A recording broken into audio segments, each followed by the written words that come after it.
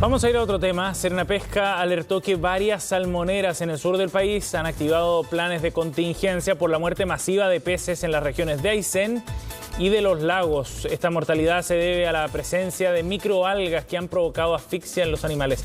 Queremos saber qué es lo que está ocurriendo efectivamente en la zona. Estamos en contacto con la directora de proyectos de la ONG FIMA, Gabriela Burdiles. Gracias por el contacto, Gabriela. Muchas gracias a ti, Sebastián. Buenos días. Gabriela, bueno, la situación genera preocupación, evidentemente, porque es una mortandad masiva, se produce en distintas zonas. Primero, cuéntanos cuál es el diagnóstico que tienen ustedes sobre lo que está ocurriendo. Sí, a ver, lo que está ocurriendo no es algo nuevo. Ya tenemos noticias de estos fenómenos, por lo menos desde la crisis tremenda que ocurrió el año 2016, recordemos lo que se conoció como marea roja en Chiloé. Entonces este es un fenómeno frecuente, hemos visto la respuesta de la industria, que es algo, un fenómeno natural, pero la verdad es que hay bastante consenso científico que esto es algo que se produce ligado a la industria de la salmonicultura en estas áreas, sobre todo en estos ecosistemas que son fiordos, ecosistemas muy frágiles, donde se producen estos florecimientos de algas. Sí, ¿cuál es el problema en particular, Gabriela? ¿A qué se atribuye el surgimiento de estas algas en este caso? Hay varios factores, por supuesto, sin duda que hay fenómenos de temperatura, pero lo más significativo es que aquí funcionan varios centros de cultivo de salmonio y esta industria tiene una gran cantidad de contaminación en estos centros, y esta contaminación se da fundamentalmente porque están esta cantidad de salmones que son frecuentemente alimentados, que además tienen bastante materia orgánica que se deposita en el fondo marino y que genera que además que crezcan estas algas y por lo tanto genera una situación donde falta oxígeno en estas áreas y por lo tanto esta mortalidad de salmones, y no solo de salmones, sino que también todo lo que rodean estos ecosistemas. Sí. Hasta ahora, ¿cuál es la cuantificación del daño y de la mortalidad de salmones, Gabriela? ¿Tienen alguna cifra ustedes? Hasta ahora no hemos pasado obviamente las cifras que ha dado Sernapesca, que es la autoridad a cargo de controlar y fiscalizar esto, y alrededor de 4.000 toneladas de salmones hasta la fecha. Hay que decir que esto lleva desde el 27 de marzo, o sea, estamos hablando con casi 10 días, donde la información ha sido confusa, pero han habido algunos comunicados en los últimos días donde se ha dado esta cifra hasta 4.000 toneladas, algunas 1.500 toneladas de salmones en la región de los lagos y 1.900 toneladas en la región de Aysén. Es decir, estamos hablando de varios focos diferentes que están afectando a 2 regiones del país. Gabriela, ¿y esto se entiende como un hecho aislado, como un hecho puntual, el hecho de que hayan surgido estas algas, me refiero, ¿no?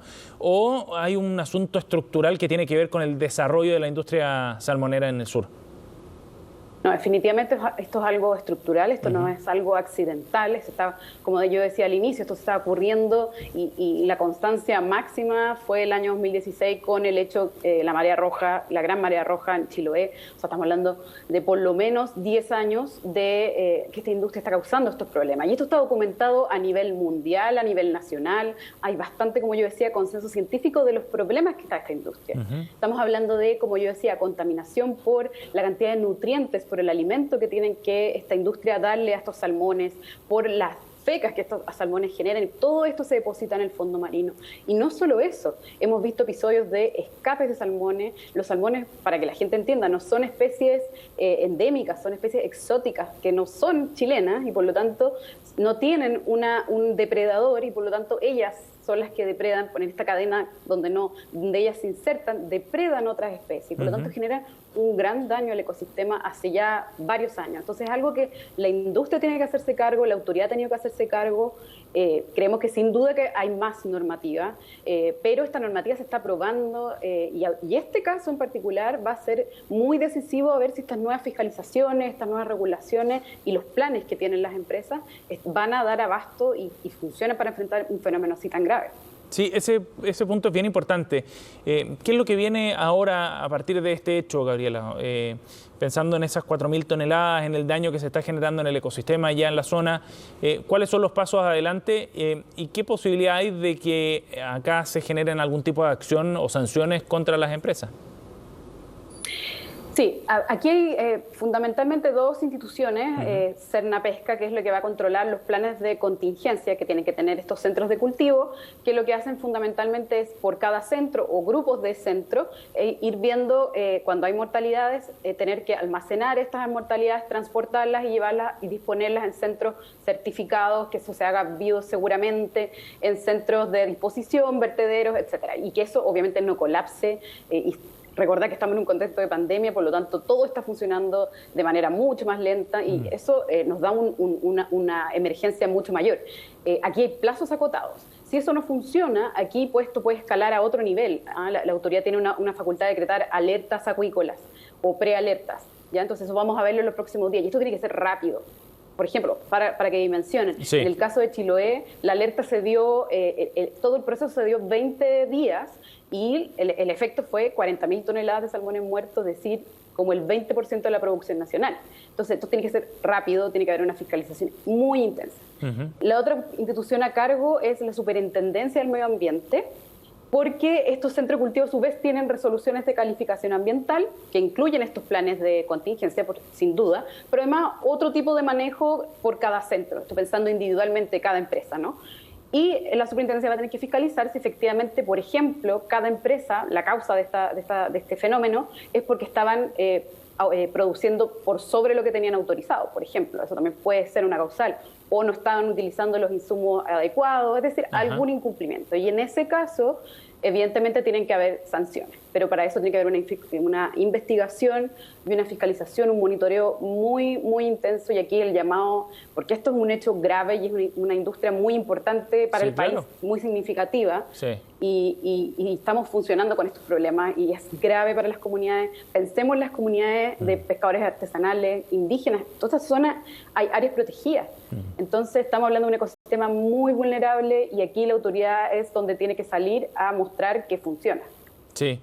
Gabriela, en ese sentido, dado que este no es un episodio aislado, como tú decías, dado que esto tiene que ver con la forma en la que están operando las empresas o cómo se ha ido desarrollando el sector, ¿tú crees que esto requiere de algún tipo de cambio legislativo o normativo para esta industria en particular? ¿Cómo se debería abordar el tema en el fondo estructuralmente para que estos episodios no sigan ocurriendo? Sí, efectivamente nosotros hacemos un llamado a analizar el largo plazo, digamos, ¿no?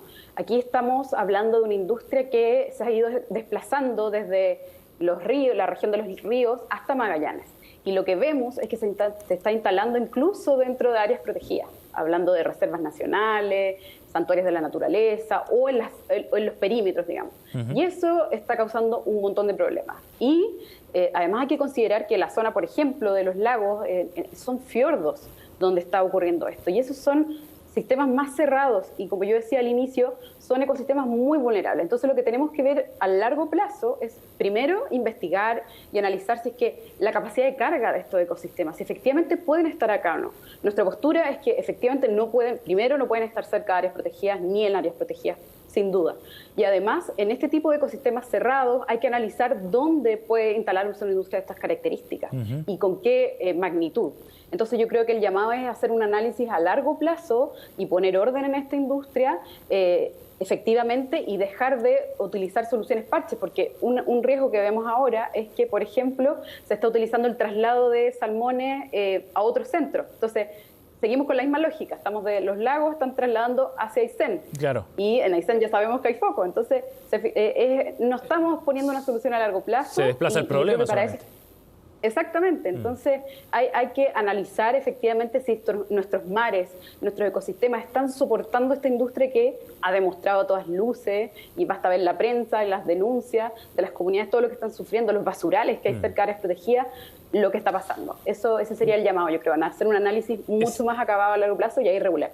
Sí, y esa mirada a largo plazo tiene que ver también con el cambio climático, ¿no? Por supuesto.